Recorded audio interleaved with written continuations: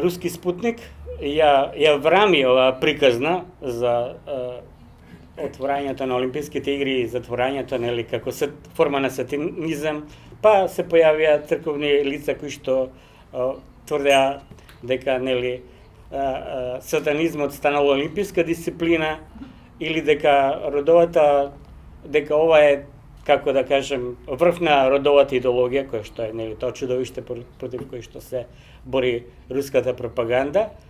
И меѓутоа тука не е сама руската пропаганда. Тука имаме еден, како да кажем, имаме и доста прозападни играчи, а тоа го гледаме сега и не само во Европа, каде што анти-ЛГБТ и антиродовите дезинформации беа искористени во политичките пропагандни кампањи и во Словачка и во Италија.